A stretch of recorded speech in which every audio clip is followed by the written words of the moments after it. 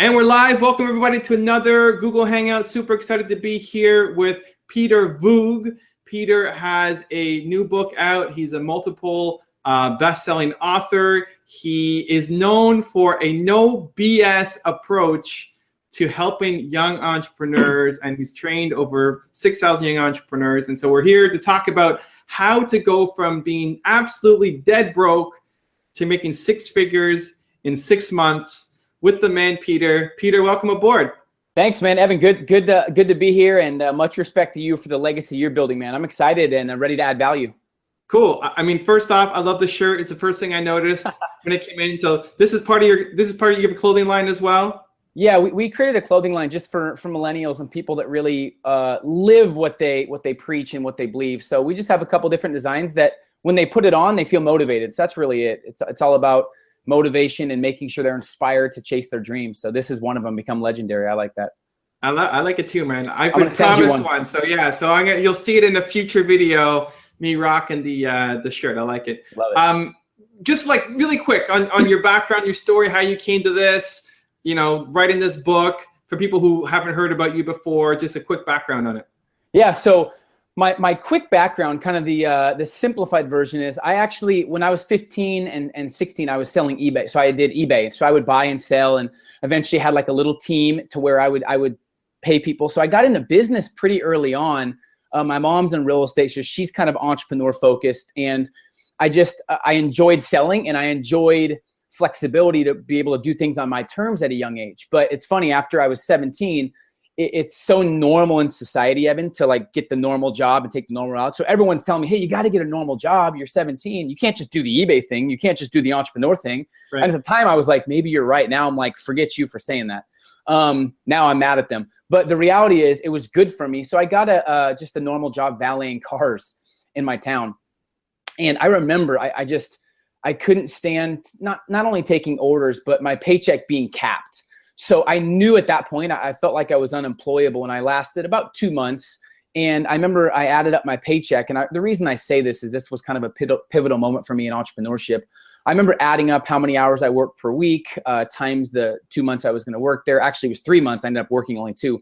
And I times out how much it was going to be all summer. And it was a certain amount. And I was like, wow, no matter what I do, no matter how early I show up, how much I study, how much value I add to the company, how much I take care of people, how many letters I get from customers, I get the exact same pay.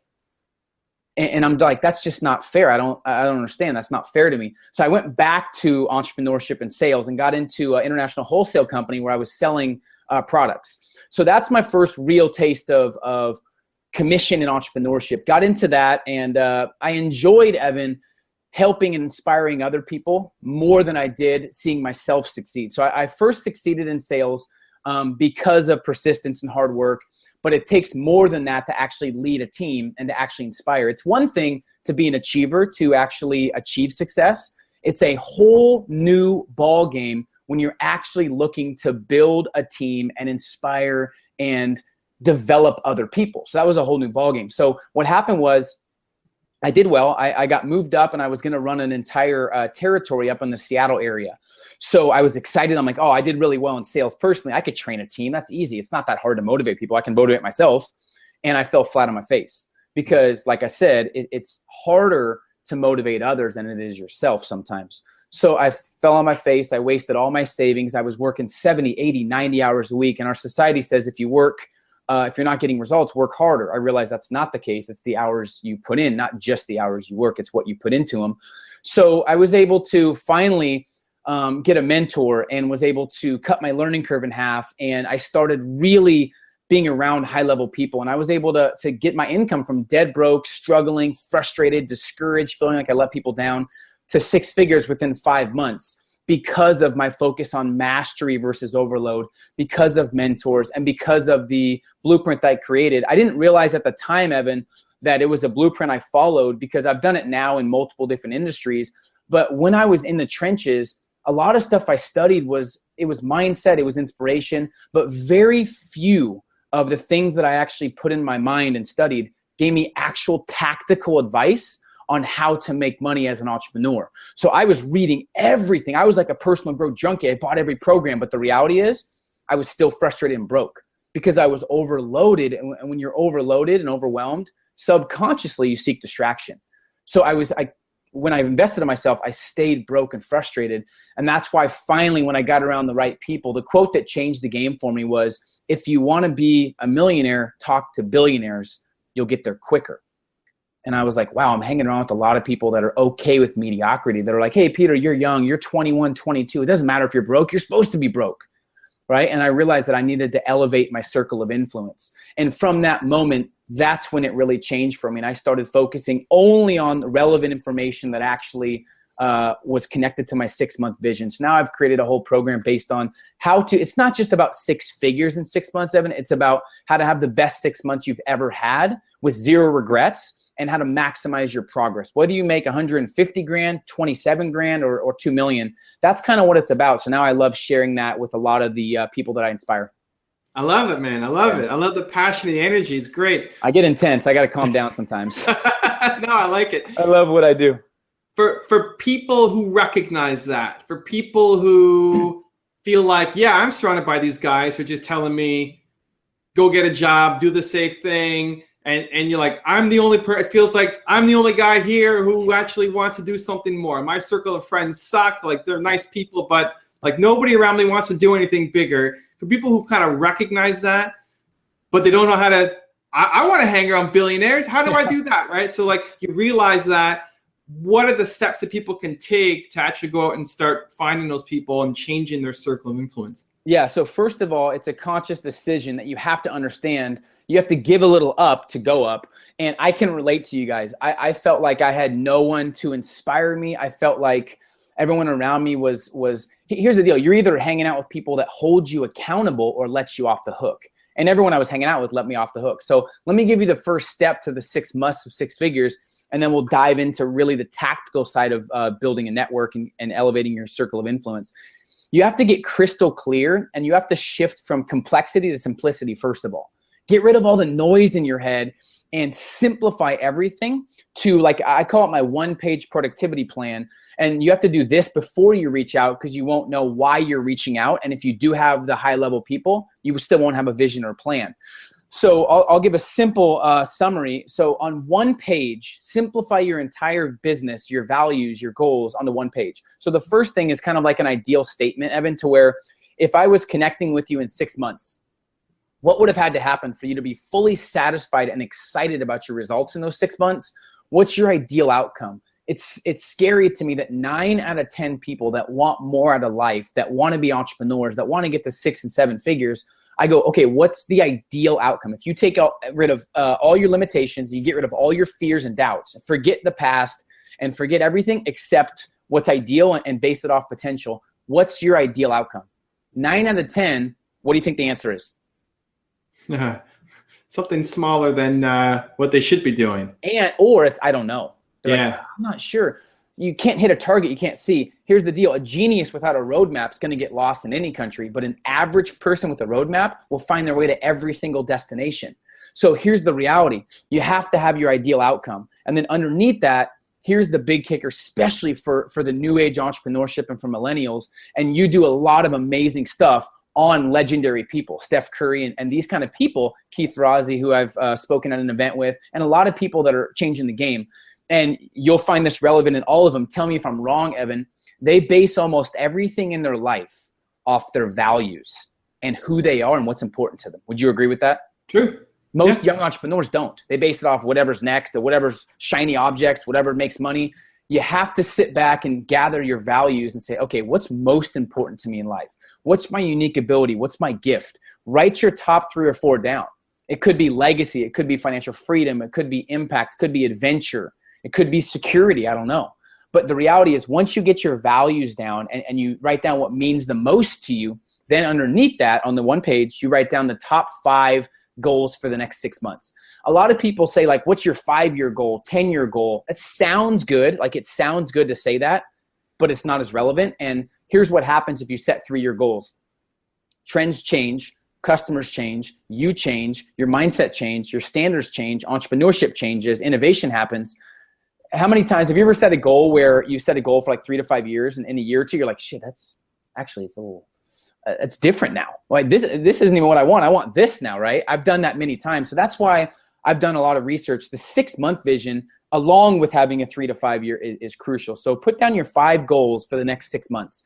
Underneath that, you want to write down your top 5 reasons that really drive you. So reasons come first, results come second. So when I was dead broke, before I had the courage to reach out to people, Evan, I had to have such strong reasons to pull me past the challenges and the limitations and the rejection. A lot of people don't have strong reasons that wake them up in the morning. So here's what I challenge people to do. Write down your top 20 reasons that drive you. Why do you want to be an entrepreneur? Why do you want freedom? Why do you want success? Why do you want to be a millionaire? Why do you want to travel the world and speak and share your message? Here's the deal. Out of those 20 or 25, 10 or 15 are BS. They're just material things. They don't wake you up in the morning. Because if you're not waking up at 5 or 5:30 fired up, you don't have strong enough reasons. Period. And you're going to let circumstances drive you versus your values. So write down your top 5 reasons that really, really drive you. Maybe it's your kids, right? I don't know. But maybe it's more free time. Maybe you can't stand your boss. But the top 5 that emotionally compel you to take action. Underneath that, it's the one skill you need to develop that's most relevant to all those 5 goals and that match your values. And then what you're going to do is you're going to make sure that everything you study, everything you listen to, everything you put in your mind is relevant to that. A lot of people just listen to a bunch of random personal development and they're not fully focused on mastery. And a lot of people say read 50, 100, 300 books a year. I'd rather master 3 than read 100. Right? Because it's all about getting addicted to execution and outcomes, not getting addicted to information. So once you have that down, Evan, that's your 1-page productivity plan. You let that guide you. Now you have your vision guiding you, not your current circumstances or your feelings or emotions. And now when you have that down, you laminate it. You put it everywhere on your wall, in your room, in your car, in your planner, by your computer. And then now when you reach out to people, you know why you're reaching out. So what I would challenge people to do is a couple things. One, once you figure out your values and what industry you want to dominate or what you want to be the best in, what you've gotten the best results in, then you write down the top 5 or 10 in your industry. Who's doing the best? Like who is someone that A, you can relate to, B, has similar values to you, but C, is someone that you're inspired by, you want to be like, and they're a world-class human being. Write down 5 to 10 and then start reaching out. It's funny, in my book, by the way, I put my script, which I was kind of hesitant at first, but I put the exact script that I used to reach out to these people. It took me a couple of years of refining, but it's such a tactical script that works. People are using it and getting a hold of Richard Branson or Vaynerchuk or anyone that's big. There's been people that reach out and actually get a hold of them from this script. But then you have to make a list. Once you have your top 5, make a list of your maintenance friends and your growth friends. So maintenance friends are the people that kind of, you've known them for a long time. Maybe they're from high school or you feel like they kind of drag you down, but you feel bad, like kind of not hanging out with them. And make a list of those people and then make a list of your growth friends. What 5 friends that you maybe don't know yet or you know that are challenging you at a higher level. And then you start lowering your time with your maintenance friends and raise the time you spend with your growth friends. If you can do that, you're going to start feeling your standards raise, your intelligence raise, your action raise. And that's one of the biggest keys. So tactically, you got to make a list of the top 5. And then it's just persistence. It's reaching out in a value add sense and already doing things that show you're serious when you reach out versus, hey, I want to do all these big things. I'm going to do this. I'm going to be the best. Can I get some of your time? It's like, come on, they're not going to respond. Hey, Evan, I've already subscribed to your channel. I've shared it with the people I influence. I really respect and value what you do. I've already left you a review on YouTube. I've done this and this and this. I'd love to see how I can share what you do with the world because I really respect that. Would you respond to that? Or, hey, Evan, I know I got big things planned. I'm going to be the next Tony Robbins. Can I have like a half hour of your time, please? Which one are you going to respond to? No, absolutely. And you know, the people who leave the comments and are the most engaged, I already know who they are. Like they've already made it onto my radar, even though they haven't asked me for anything. And if they were to ask, I would say yes, because they've 100%. Already left the mark. And you're an authentic guy. So if you've never heard of someone, like, I've been following your stuff for 10 years, you're like, I've never heard of you, right? So that's the key to especially reaching out is showing through action that you're different than the majority because you've taken action. It's surprising how many people reach out that literally just ask for things with zero value. Just as simple as, hey, I've left you a review on Amazon and on Audible. Oh, cool. Awesome. I've bought 10 copies of your book. And I'm not telling, hey, buy everything from me and then reach out. I'm just saying, show through action how serious you are as well. And if you can do that, Evan, and start understanding the value of shifting your circle of influence, that's the first step, because they will tell you what to do next. A lot of people are like, I don't know what to do next, because you don't have people at a higher level telling you what action to take. For me, people always ask, yeah, but 6 figures is a lot. I only was talking to people that were making 500 grand plus.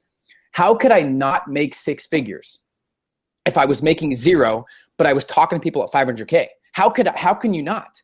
Because you're taking advice from them. They're telling you what to do, what not to do, kind of what to be aware of, where not to waste time. Of course I got the 6 figures, but it took a lot of persistence, a lot of hard work. And another tip that we can talk about is everyone has what's inside them called a confidence account. And here's the scary thing. At every moment, you're either helping or you're hurting your confidence. There's no in between. Every decision you make is either helping the account or hurting it. And every accomplishment and everything you've done up to this point is because of that account. So I didn't realize that a lot of things I was doing, whether it was sleeping in or validating or making excuses, they were hurting my confidence. And if you don't have confidence, you're always going to find a way to lose in entrepreneurship. So you always got to understand how important confidence is and protect it at the highest level. And how do you build confidence? Well, confidence is just certainty, right? What's the number one reason people won't leave corporate to go to entrepreneurship? They're scared because they have what at their other job? They have certainty. It's like, well, the paycheck's coming. In this new economy, the only certainty you have is the confidence in yourself and your ability to make it happen. So you have to create certainty for your life and business by doing your due diligence, by studying, by reaching out to high-level people, and by making sure that you have an identity that whatever you say, your actions follow, because when you get results, that's the ultimate confidence booster. You know what I mean? I mean, for you, Evan, have you noticed when people are making the easier decisions consistently, it kind of hurts their confidence, and then they make the tougher ones, they get the results? Have you seen the confidence waver up and down based on the decisions every day they make?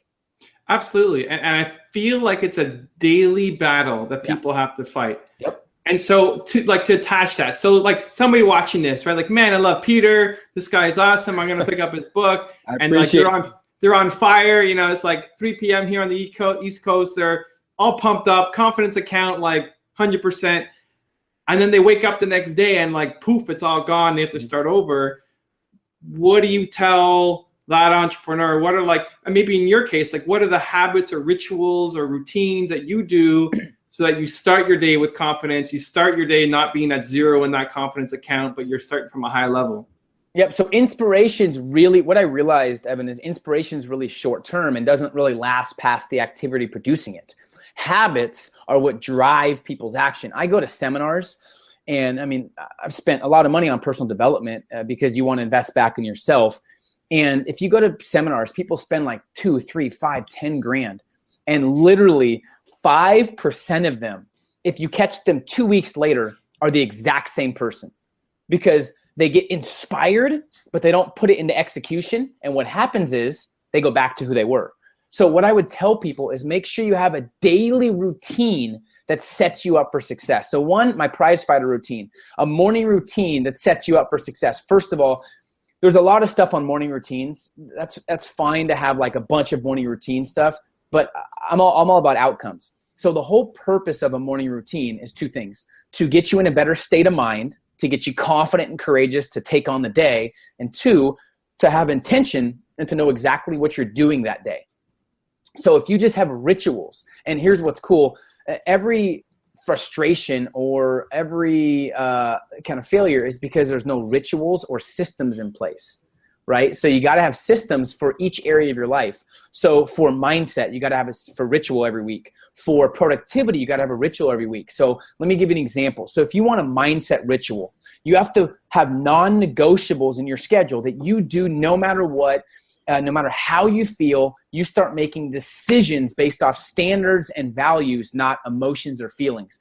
I'll tell you, making decisions off feelings are killing people's progress and bank accounts and respect, because if you only do what you feel like, you're not going to do very much. How many times have you not felt like doing a video, Evan, or doing something, but you're like, well, I have to because I said I would. Has that happened before to you? Where you don't feel like doing it? It's happened. And what do you do if you don't feel like it? Maybe you don't do it. I don't know. But most people, if they don't feel like it and they still know they have to get it done, they just kind of get over that feeling and they take action anyways, right? So have you experienced that? Yeah. I mean, I find having a schedule helps me so that every day of the week I'm doing something different, and also leave time for like exploration of new ideas. But Love it. like Thursday is my public facing day. So like hangouts, interviews, shows, right? So Thursday we're doing this live. I find that really helps in my. You have rituals that kind of cater to your values and what's most important to you and your business. I like that. So for mindset, so here was mine when I was newer to entrepreneurship and to personal development.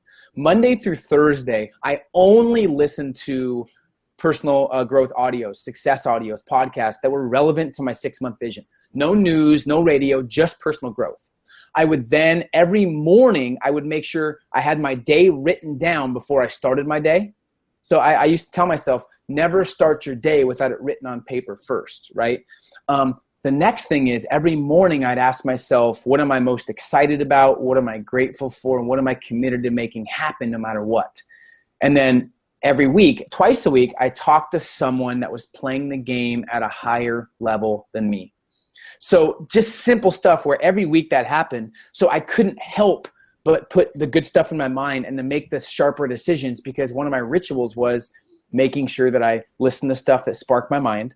I connected with people that were playing the game at a higher level. And you can't really separate your body from your mind. When you're stronger physically, you're stronger mentally. So I would also work out 5 days a week. So for my mindset rituals, I would work out 5 days a week.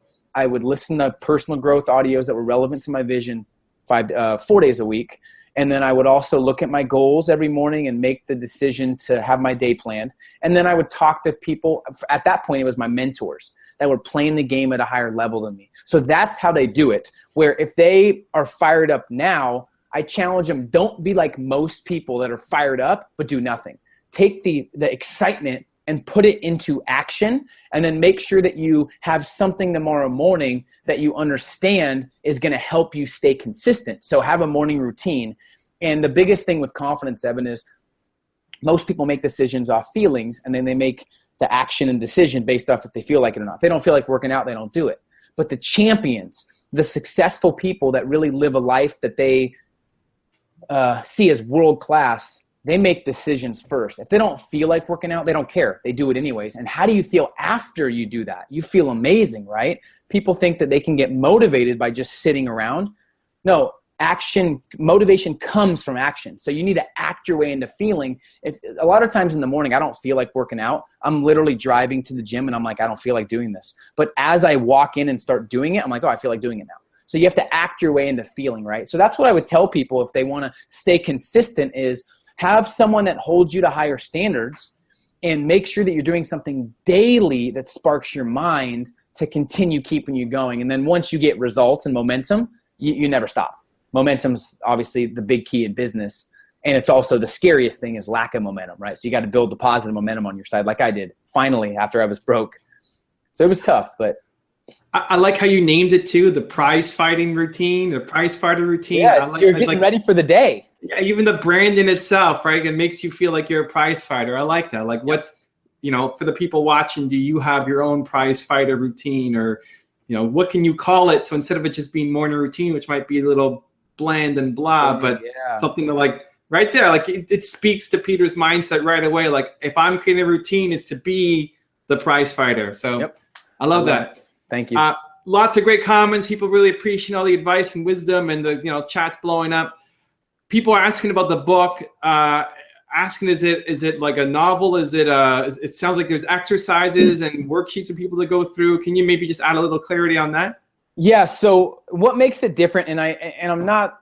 It's funny. I don't like saying, hey, this is the best book. You got to get it. It's mine. But where I've seen most of the success and why Entrepreneur Magazine promoted it, why a lot of the people are buying it for their teams. We've sold over 150,000 copies. Was after it's very tactical and no BS. Everything in here is very proven.